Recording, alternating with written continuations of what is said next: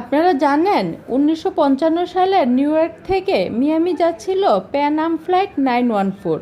মাঝ আকাশে হঠাৎ বিমানটি রাডার থেকে যেন উধাও, পৃথিবী থেকেই মুছে গেল। ৩৭ বছর পর সেই একই বিমান ভেনেজুয়েলার আকাশে ধরা পড়ে।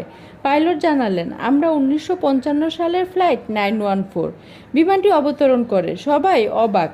কয়েক মিনিট পর আবার উড়ে যায়, যা আর কখনো ফিরে আসেনি। আজও কেউ জানে না এটা শুধুই কল্পকাহিনী নাকি টাইম ট্রাভেল পার হয়ে এসেছিল। তবে সত্যি কথা হলো, ফ্লাইট 914 নামে কোনো ফ্লাইট এক্সিস্ট করে না, এটা শুধুই কল্পকাহিনী। আপনারা জানেন ১৯৫৫ সালে নিউ ইয়র্ক থেকে মিয়ামি যাচ্ছিল প্যান আম ফ্লাইট 914। মাঝ আকাশে হঠাৎ বিমানটি রাডার থেকে যেন উধাও, পৃথিবী থেকেই মুছে গেল। ৩৭ বছর পর সেই একই বিমান ভেনেজুয়েলার আকাশে ধরা পড়ে। পাইলট জানালেন, আমরা ১৯৫৫ সালের ফ্লাইট 914। বিমানটি অবতরণ করে, সবাই অবাক। কয়েক মিনিট পর আবার উড়ে যায়, যা আর কখনো ফিরে আসেনি। আজও কেউ জানে না এটা শুধুই কল্পকাহিনী নাকি টাইম ট্রাভেল পার হয়ে এসেছিল। তবে সত্যি কথা হলো, ফ্লাইট 914 নামে কোনো ফ্লাইট এক্সিস্ট করে না, এটা শুধুই কল্পকাহিনী।